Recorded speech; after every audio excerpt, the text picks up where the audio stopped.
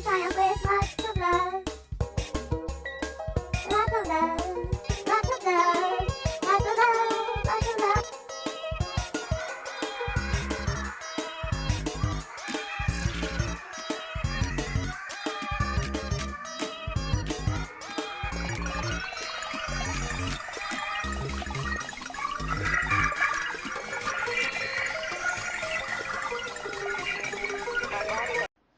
Hello everyone, this is me, Sukai Todd, and I'm here to review the final 3 episodes of WandaVision. As always, these are my purely subjective opinions.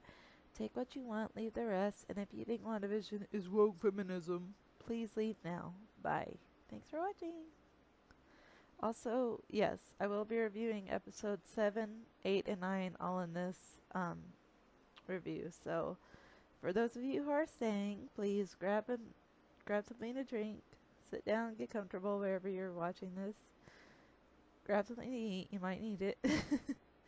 And let's get into it because I think this is a bit overdue. And I do apologize to the people who enjoyed these reviews, and the reason they've taken so long is because life is life and I've had to live life, so but yeah, let's get into it. I really do enjoy all 9 episodes of WandaVision. I do have nitpicks with them, of course, but I want to start with episode 7 because I think that's really a pivotal episode where we start to see things really both unraveling and coming together. And I will be talking about the last 3 episodes. They will be integrated together within this long review, so yeah. It'll be a bit sporadic, so if you don't like sporadic explanations for things, please leave now. I won't use the word triggering, but bothersome to you. I understand as a neurodivergent person what that's like, so yeah. But WandaVision episode 7 is when we really start to see the realities of Wanda's vision, pun intended.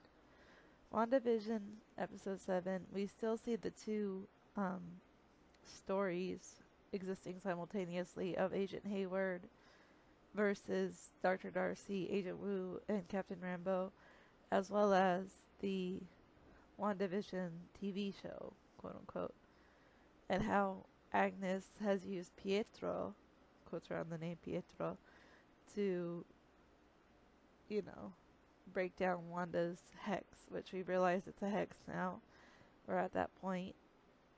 As always, these are heavily spoiling reviews, so spoilers ahead. Keep listening if you want to. But yeah, and in episode 7, Wanda extends the hex. In episode 6 she does. But in episode 7, it's a great satirical commentary on Modern Family, which Lord only knows that show needed a parody. And this is nothing against Gloria de Pichabra.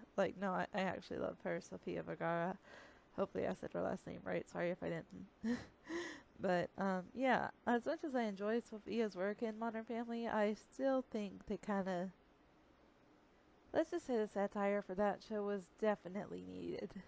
In episode 7, definitely satires Modern Family, at least from Wanda's perspective. And I really appreciate that, because I feel like that show, to be real, deserved it. When the producer asks, do you think you deserve it? I'm like, yeah, Modern Family definitely deserves it.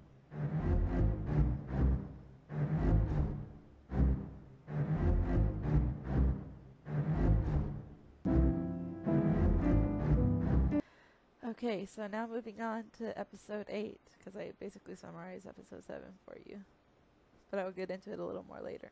Episode 8, we go to the previously on episode, where things get a little rough to watch, because Agnes, aka Agatha Harkness, has trapped Wanda and more or less forced her to discover her past and how the hex was created.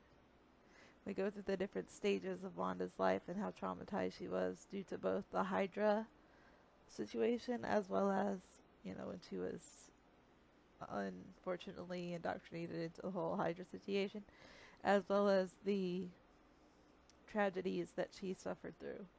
Not to mention her first time with Vision and Vision's brilliant quote, which shout out to Paul Bettany. What is grief, if not love, persevering? Sorry for the horrible impression, British people who may or may not watch this video. Shout out to Paul Bettany though. But yeah, episode 8 was very difficult to watch, and it made me further hate Agnes. I mean, Witch killed her own, K-worded her own MOM, her mom. So like, I think I'm justified in not liking Agnes. Like, and again, I've said this multiple times, but it's nothing against Catherine Hahn specifically. I'm not hating on her as a person. This is strictly her work that she did in WandaVision. And in WandaVision episode 8, she cemented my hatred for her because it was Agatha all along. So, yeah, especially that last part about Sparky, how she cameoed, quote unquote, Sparky. We'll just use the word cameo when we have to use the K word. But yeah. Yeah, I don't like Agnes at all. Although I do understand that in the comics, Agnes mentored Wanda, so I do get why some people might have been upset or even offended to some degree. But this was a new show in 2021. They're gonna take liberties, deal with it. And another side note, Disney doesn't hate you people. Disney doesn't care, okay? To anybody who's very offended by Disney and everything else that's, you know, a large corporation, just so you know, if I haven't said it previously on this channel, which I don't know if I have or not, but yeah, Disney doesn't care about your feelings. They care about their bottom line. That's all there is to it.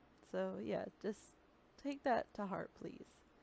But yeah, in episode 8, we see that Wanda more or less created Vision by accident and took over Westview by accident.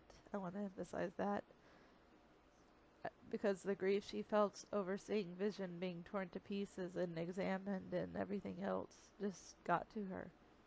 When she got to the place where her house with Vision was going to be, she lost it. I'm not crying, you're crying. Anyway, I hate that meme. But no, yeah, that episode was really hard to watch. Because I felt where she was coming from. Really good episode nonetheless, but we see that Wanda stole Vision's soul. Not really intending to, she was just in so much pain she didn't know how to control her power at the time.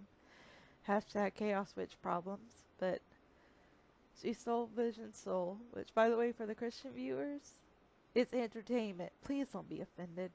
Grow up. Thank you. But yeah, she stole its soul and more or less, I keep saying more or less, she did take over the town of Westview through her powers of chaos magic, and it was extremely hard to watch that episode. The feels were real because we realized that Vision was more or less just a vision, so to speak.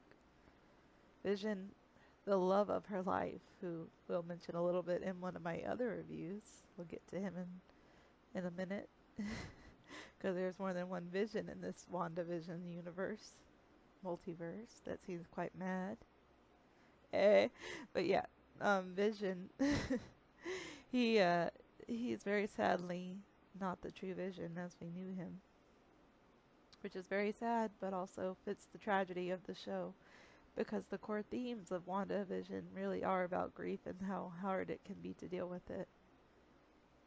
Summarize the plot in 2 minutes, damn. But, pardon my French. But still, it's like, it's a show about grief and facing grief, and it's truly a beautiful show. So, Wanda and Vision Maximoff, they become heroes in episode 9, and they've accepted their fates, it seems like. In episode 9, Wanda finally accepts that she is the Scarlet Witch.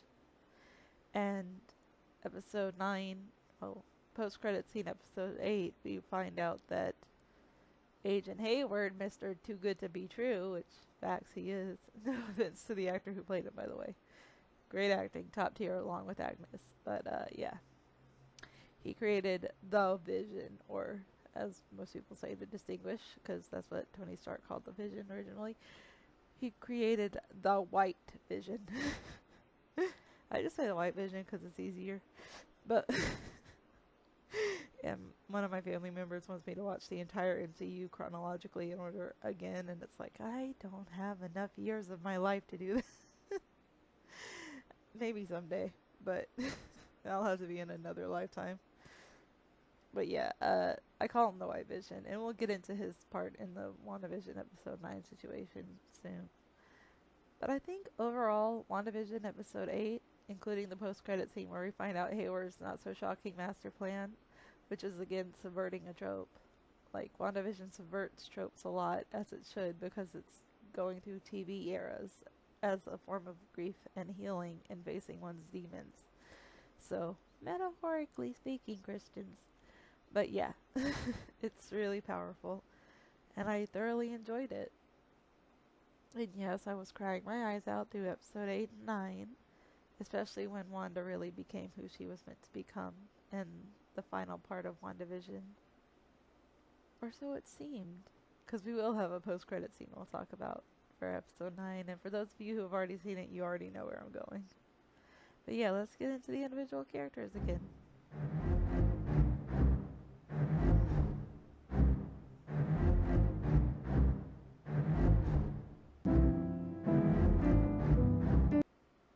Excuse me. Okay, so Agent Hayward, Dr. Darcy, Agent Wu, and Captain Rambeau, which I'll have a separate section on Captain Rambeau, but Dr. Darcy, Agent Wu, and Agent Hayward. Dr. Darcy was brilliant. I love Kat Dennings. She's so awesome. Loved her since Two Broke Girls. Hashtag OG. Anyway.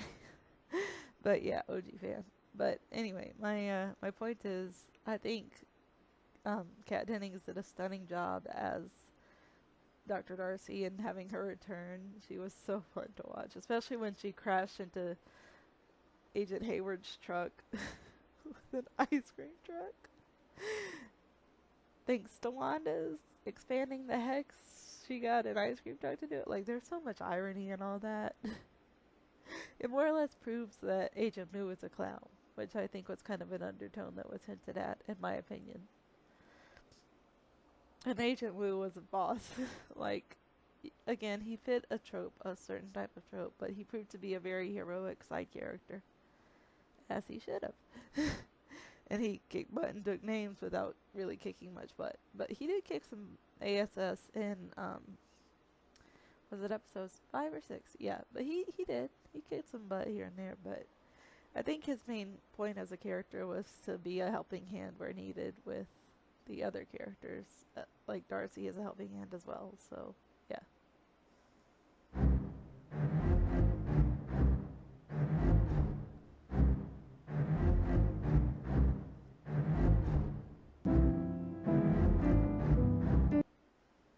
Pietro, Pietro, Pietro, Pietro, Pietro.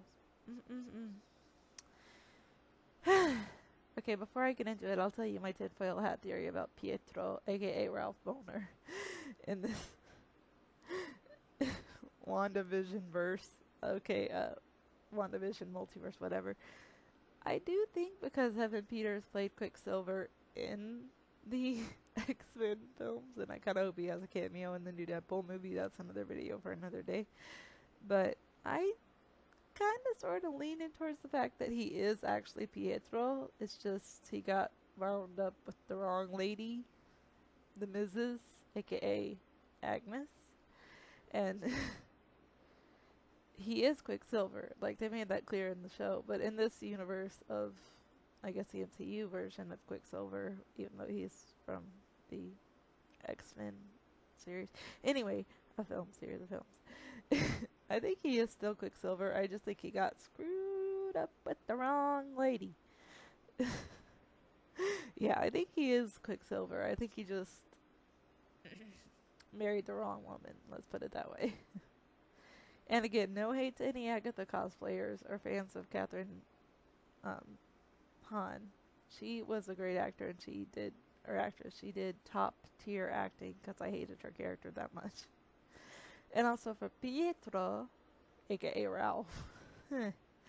Yeah, he was fun to watch. He was very. He was like the comedy villain that the show needed. He was a comical relief villain, or comedy relief villain, and he did really well. But part of me does want to see him return to the MCU as Quicksilver, but I also want to see him in his full Quicksilver, more mature, hopefully, grown boss level of, Quicksilver that he could be in the MCU. Because I feel like they were touching on that a little bit within the story, but they didn't really explore it. They were just kind of scratching the surface of the potential for Quicksilver in the MCU, and I think it should be explored further. Deadpool, please. But yeah. And I've only seen one Deadpool teaser trailer. I refuse to see any further ones because I don't want the movie spoiled for me. Thank you very much. To each everyone's own, but yeah. But yeah, I really enjoyed Evan Peters' work. As always, he's a great actor. He did a great job. Never in my life would I have imagined Evan Peters on a Disney show. Yes, it's Disney Marvel, but like, what the literal? Beep, beep. What the beep? Hello, Evan. Anyway, but yeah, it was so weird. It was just so weird. It was so mind-blowing. I said this in a previous video, but it was mind-blowing. Still is. It still is to think AHS, American Horror Story OG, was the major cameo, not for code word cameo, but just actual cameo for a Disney Plus show. Wow.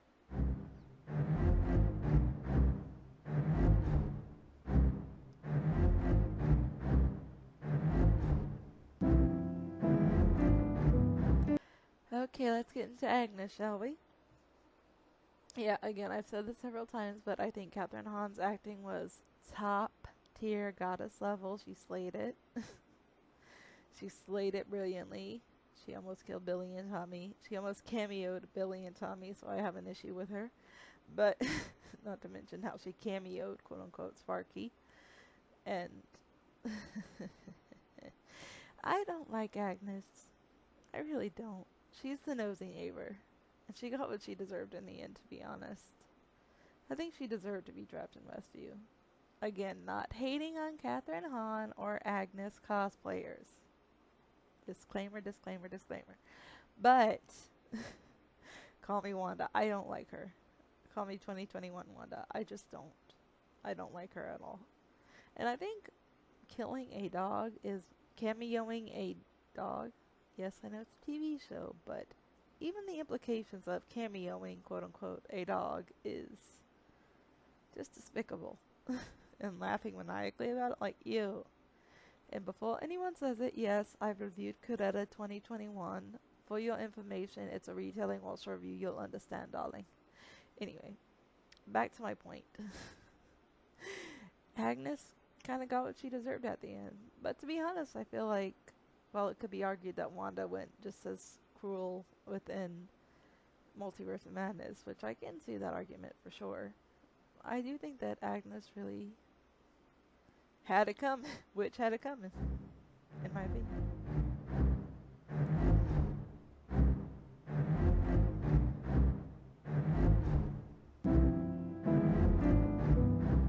Okay, so Paul Bettany's Vision and the, in parentheses, White Vision. In parentheses, the White Vision. The word white in between Vision. Anyway, yeah, this guy.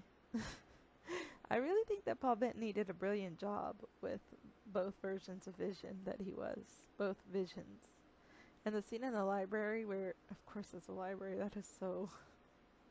If that's not Vision, I don't know what is. But the library scene where they're, where Vision and the White Vision are basically coming to terms with their realities, finding that neither is the true Vision. I think that was so brilliant. And was it Ulysses was metaphor? I don't remember exactly what metaphor it was, but it was the metaphor about the ship, which was from like ancient, do I want to say was it Greek or was it Roman? Ancient mythology. I'll just put it there. But from a long time ago mythology. What is the true book? What is the true ship? Who is the true Vision? neither of us are the true vision, so we are both, therefore, the true vision. Genius, in my opinion. Like, Paul Bettany slayed this role. Diane killed it. Kate it. Diane cameoed it. But yeah, no, the White Vision, he was really interesting because he attempted to cameo, quote unquote, Wanda, only to realize that he had to go on, shall we say, a vision quest. Which, side note, when Disney. But yeah, I want to know more about, like, did Vision, the White Vision, save Wanda in MOM, which we'll get into in my Multiverse of Madness review? That's a real question I have. But yeah, Paul Bettany's work as Vision and the Vision, or the White Vision, was really, really interesting to watch. It was very sad, per usual, but it was also very inspiring in a way, because you could see the finding of oneself in that story.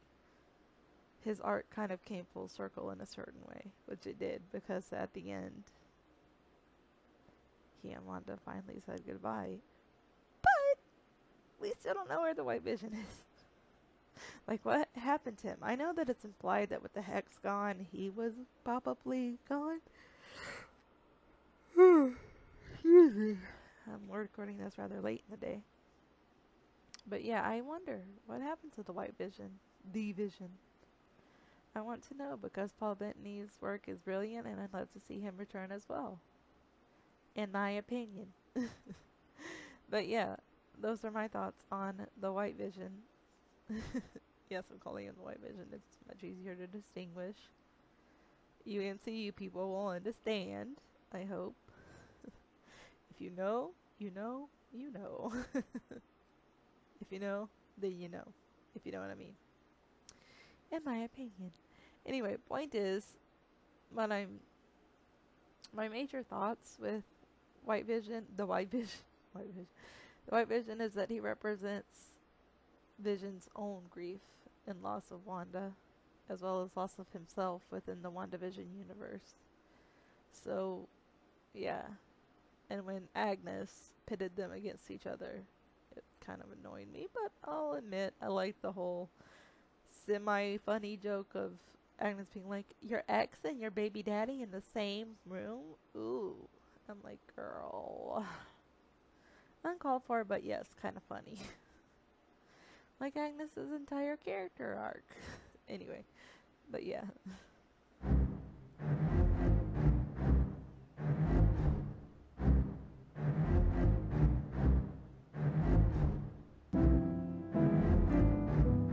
Ready to turn up the feels here? Yeah, the feels for Wanda's and Vision Maximoff's son, Billy and Tommy. I personally think they are real, because, like, actors played them. And in the comics, fun fact, Wanda and Vision did in fact have two children, two boys named Billy and Tommy. I mean, their history goes much deeper than that in the comics, of course, but this was called WandaVision for a reason. But Billy and Tommy definitely played a pivotal part, especially in episode 9, because you could see them finding their powers and accepting their realities within the story, which was so gut-wrenching, but also so beautiful. Like, they really drove it home. But yeah, no, Billy and Tommy are real. It's mad, but we'll get into it. But yeah, Billy and Tommy, Quicksilver and Junior and Doctor Strange. Because Billy and Tommy did. Billy and I forget which one of the twins did it, because they're. I get names confused because I have ADHD, but anyway. But yeah. One of the twins cosplayed Doctor Strange, comic accurate-esque, and one of them cosplayed Quicksilver, comic accurate-esque. But yeah, that was cool to see in the Halloween episode, especially because how dark that episode was. That episode was so dark, but so good. But in episode 8, they weren't really present, so I didn't really feel the need to discuss them too much in episode 8, but like episode 9, excuse me, they really came into their full power, and it was cool to see, even with all the heartbreak and grief that was being you know, I don't want to say, how do I put this? With the amount of grief that was being openly shown compared to WandaVision in the early stages of the show. Early stages, interesting choice of words. Right. Anyway, um, in this particular episode, it was like you saw the reality, you felt the pain. Because Billy and Tommy didn't want to be quote unquote cameoed, they wanted to stay with their mom and their dad in Westview.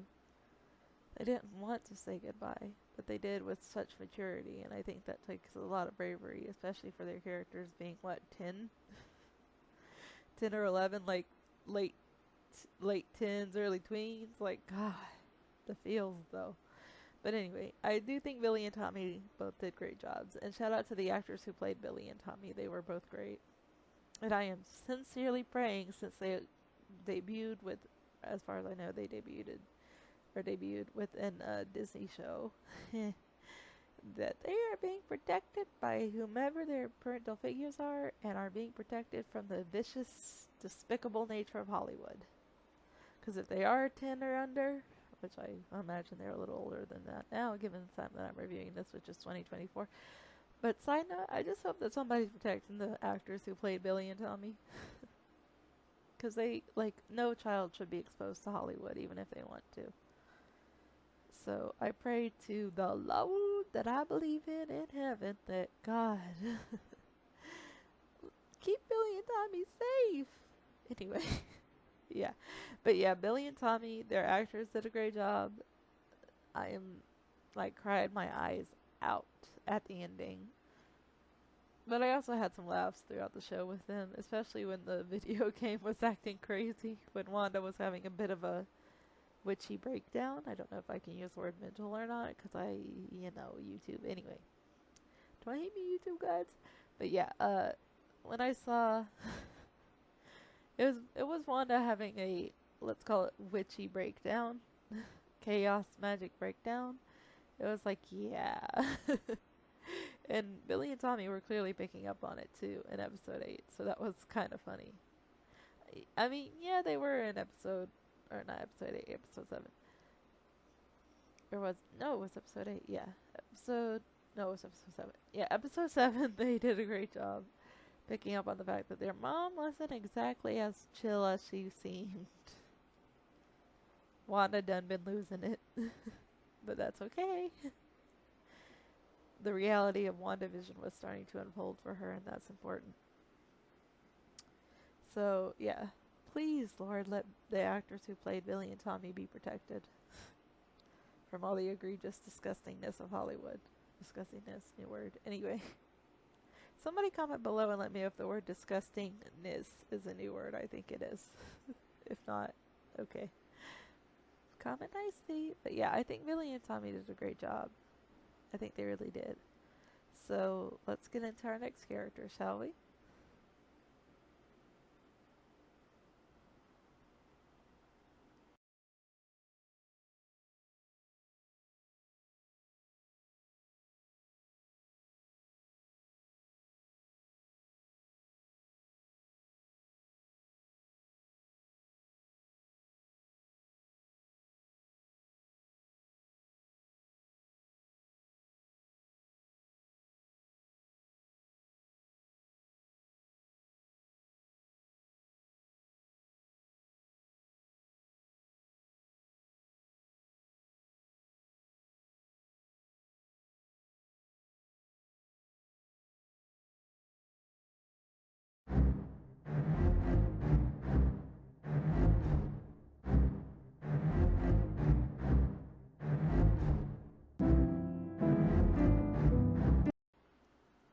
Okay, so getting into our next character, Captain Monica Rambeau. Okay, so please correct me if I misspelled her name. Tiana Harris. Please tell me if I spelled her or pronounced her name correctly. Tiana Harris did a brilliant job. Or Tiana. I'm just going to call her Captain Rambeau. Captain Rambeau did a brilliant job in this TV show. And again, I haven't seen the Marvels, so I don't know how well that movie went. Don't know, don't care, to be honest. I would have preferred it if it was just a Captain Rambeau film. Or just Captain Rambeau and Miss Marvel. I don't really care about Captain Marvel herself, but that's okay. But I don't also hate Brie Larson because, like, I haven't had to work with her, so. No, I don't like Brie Larson, but neither did Monica, so I'm not saying Brie Larson, but like Captain Marvel. Yeah, anyway. Watch the episodes of WandaVision and you'll know what I'm saying. But yeah, Captain Monica Rambeau, she slayed it. And she was really the voice of reason for the story. She wanted to prevent Wanda from becoming the villain. And I think that was really brave of her. And she also had to be stuck in Ralph's man cave, so Lord only knows. But yeah, I think the acting in on Captain Rambeau's part was superb. She did a great job. And I really enjoyed Captain Monica Rambeau's story as it evolved through the stories within WandaVision. When she was revealed to be a Marvel, or if that's the title, the Supergirl of Marvel. I'm just going to say Marvel and hope that's right. But yeah, I thought that was really cool, especially when she helped protect Billy and Tommy from getting, quote unquote, cameoed by the army. And they handled the army really easily. So that was fun.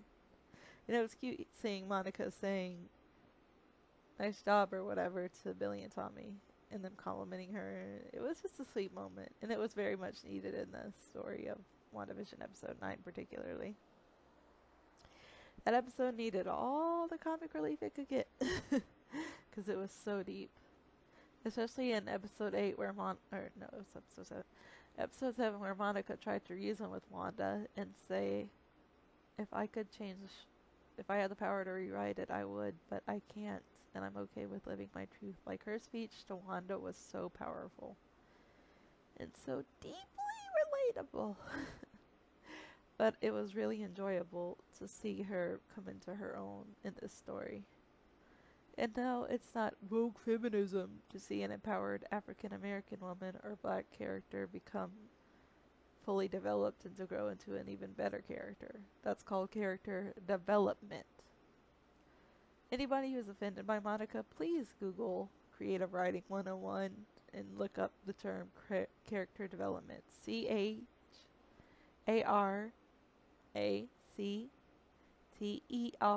No, I'm not going to spell the full thing, but you know what I'm saying. Just type in Creative Writing 101 character development. You'll learn a lot. But Captain Rambeau's work was definitely great character development for her, and I thoroughly enjoyed watching it. She really spoke for a lot of people viewing the show. I feel like, not just me, of course, but many others, in my opinion. When she made her rather short-lived speech to Wanda, it was very clear that she felt where Wanda was coming from.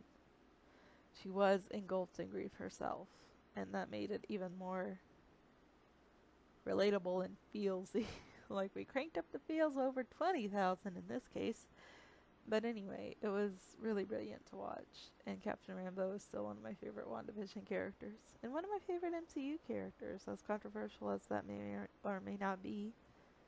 She is a great character, in my opinion. And of course, you don't have to agree, but be polite. I'm not saying politically correct, I'm saying polite. There is a difference. Anyway, yeah, my thoughts on that. But yeah, Captain Rambeau was great. She was really inspiring, and the way that she kind of ended, quote unquote, her arc was really cool. Although I know that, quote unquote, secret invasion, which I don't even want to talk about it, was hinted at in her post-credit scene or mid-credit scene. It was like, as well as the Marvels, but it was like, can they give her a better ending? Like, although I will say when Captain Rambeau was right outside the theater, and the theater for WandaVision said, or rather for Westview, no longer controlled by Wanda's hex, when it said, but the fun and dysfunctional, it's like, oh my god, who wrote that? Give them a raise. And I hope that person who wrote that did get a raise because of the writer's strikes anyway. But yeah, it was awesome. And Captain Rambeau was awesome in my opinion. So let's wrap things up with our final characters.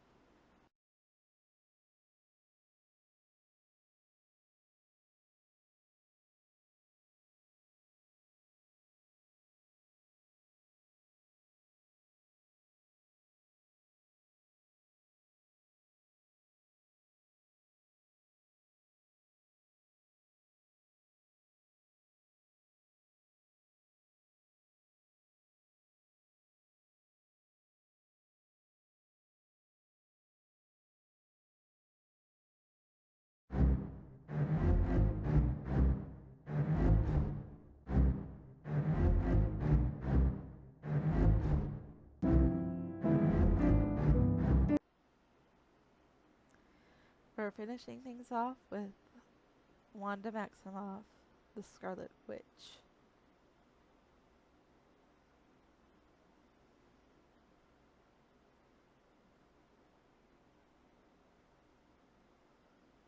Okay, so at the end of episode 9, Wanda fully becomes the Scarlet Witch that we've waited for. And she looks hot, in my opinion. In my opinion, love you, Lizzie Olsen. Anyway, she'll probably never see this video, but I thought I'd say what I needed to say. But yeah, Wanda becomes the Scarlet Witch at the end, and she saves Westview, ultimately sacrificing her dream of having a family with Vision. Super depressing, but also super cathartic to watch. But she also, in the post-credits scene, the final post-credits scene, she was with the Darkhold. The Darkhold is the Book of the Damned. Hopefully I can say that word. A cursed book full of evil stuff. But yeah, Agatha / Agnes introduced it to her. Although I feel like she was already semi-aware of it subconsciously, but that's another chat for another review coming up soon.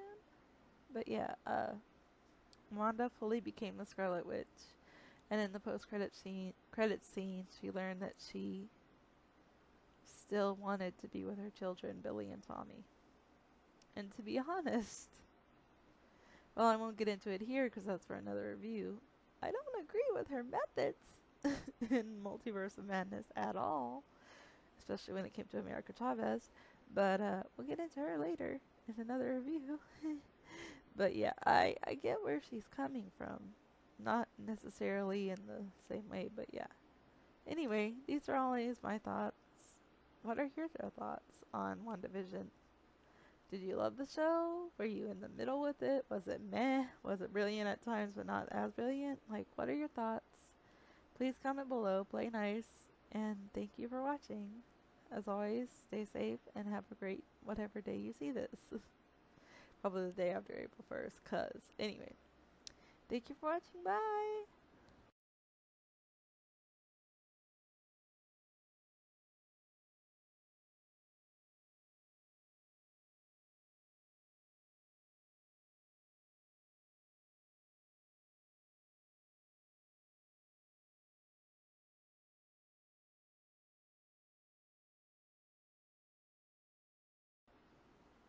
What is grief, if not love, persevering?